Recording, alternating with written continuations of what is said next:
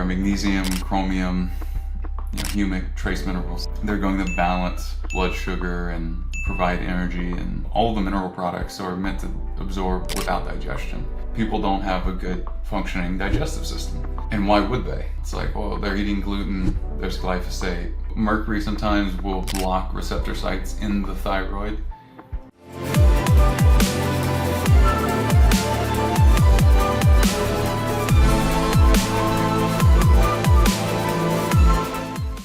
So you talked about the sodium kind of potassium ratio. My understanding is lithium, which is actually something that's prescribed for kind of people in depression. It actually ends up replacing one of those. Do you know do you remember the nuance of that, or because I don't? What I can say is that with the understanding of the importance of lithium, I created something at the beginning of COVID to help people because I knew there would be a wave of people that would be depressed. And even worse. And so I created something called Upgraded Mood that has lithium in it at a low dose.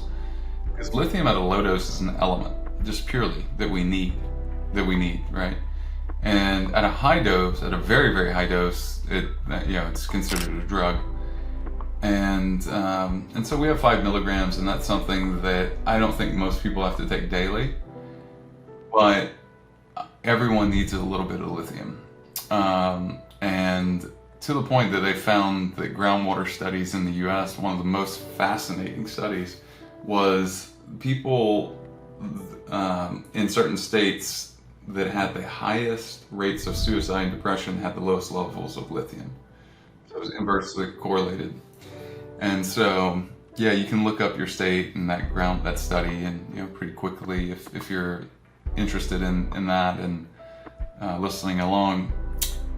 With that, I understood that, well, there's not a toxicity concern there. So let's do a small dose daily. Let's support it with other things like our magnesium, chromium, humic, trace minerals, things like that.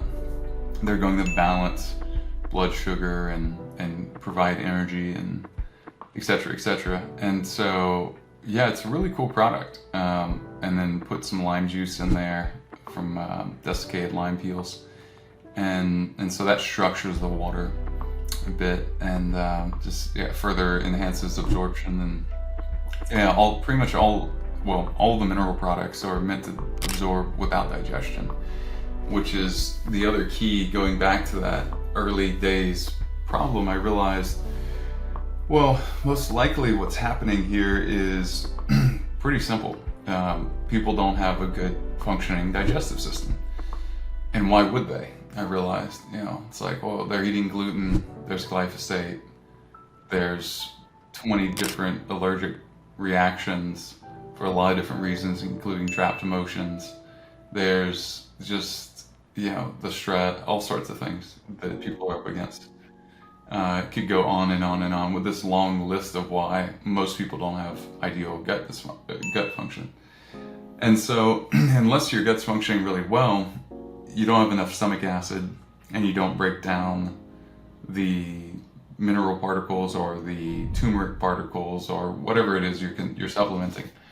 And I realized, I could bang on that drum for the rest of my life. Most people would still, despite their best efforts, not have great gut function. I myself, like right now I'm coming back from a trip and I'm having to fix my gut health that was really great from a bacterial infection I got in Playa del Carmen.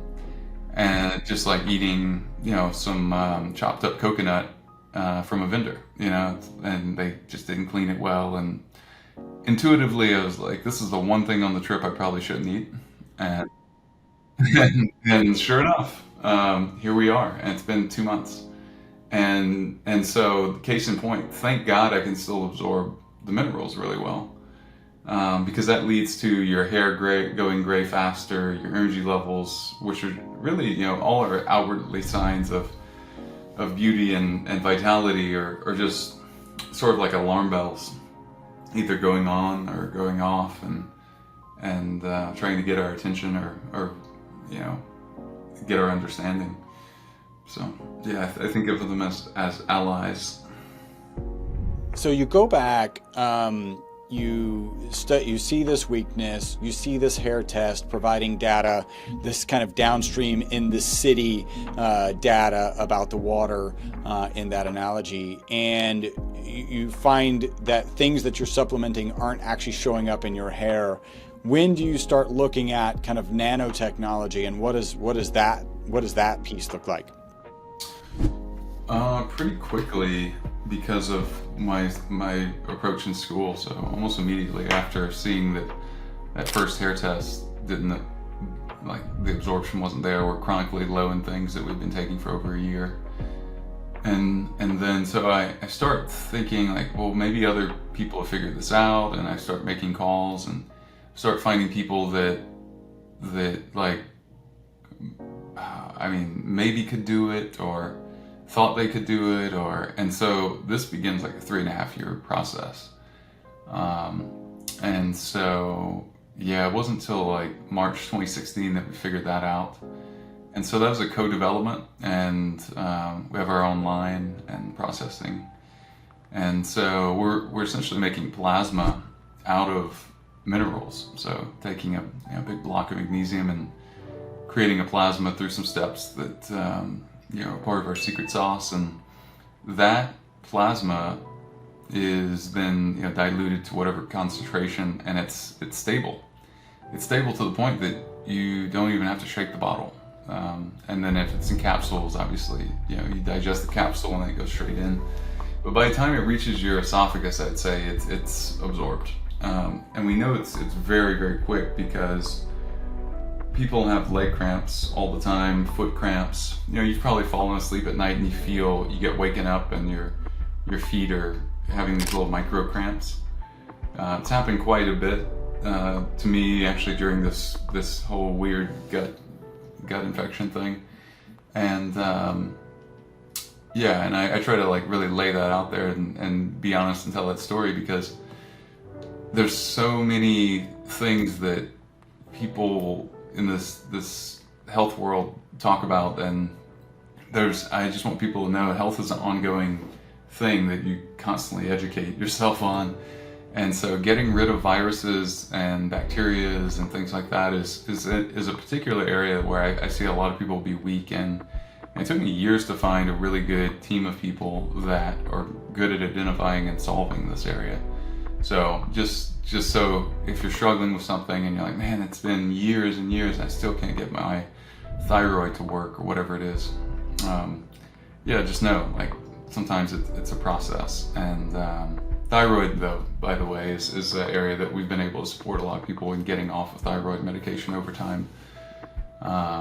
They just kind of don't need it.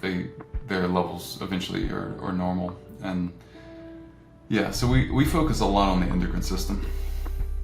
Is there any particular, so when you're talking about thyroid, is there any particular kind of mineral deficiency that you would focus on, or somebody with thyroid deficiency might focus on prior to medications? That's a good thought. So it's both mineral deficiency and toxicity typically. So mercury sometimes will block receptor sites in the thyroid. And one of the protocols that we'll do will be our high-dose iodine. So we have a tastes like water, really, high-dose iodine, and then we use binders. And so even someone with Hashimoto's can do this. And so there's a lot of people out there that just don't understand. They take like a really weak position towards this, where they're like, oh, no iodine. It's like, well, honey, listen, if you don't give the body iodine, there's so much dysfunction that happens, especially for like mothers that are having children. Children born from mothers that have low iodine or very, very low iodine have up to a 20-point lower IQ. This was found in Dr. Brownstein's book years ago, and there's a 6,000 person study to show that 96% of people were deficient in iodine. So we do a high dose, what's considered a high dose, which is like half the dose of Japan eating iodine a day. And no surprise, they have a 30-point higher average IQ than the US. And so, because things compound and accelerate through generations. And they're eating a lot of fish, they're eating a lot of sea vegetables. Still, I would supplement iodine. So iodine's one, selenium, zinc. We put all of these in peak thyroid. And then I still have a lot of people take our upgraded iodine on top of that for even more. And the detox and the magnesium for the signaling of TSH. And it's a really concerted effort. We were trying to put together a beauty bundle earlier this morning in a team call, and we listed like 9 of our products that directly affect beauty, because there's such an intertwining of all of these things, right? So like boron helps activate vitamin D, and we have a boron product that's incredible, and that is really important for immune system. And it's such a metabolic switch too, and so that's important for a hormone cascade, which will indirectly help with skin health, hair, things like that. But then so does magnesium. Magnesium helps the body excrete a lot of stuck poop. And so you'll definitely be constipated if you're low in magnesium. No question, the bowels have to relax, and magnesium helps them relax if you absorb enough of it. So there's just so many different connections like that.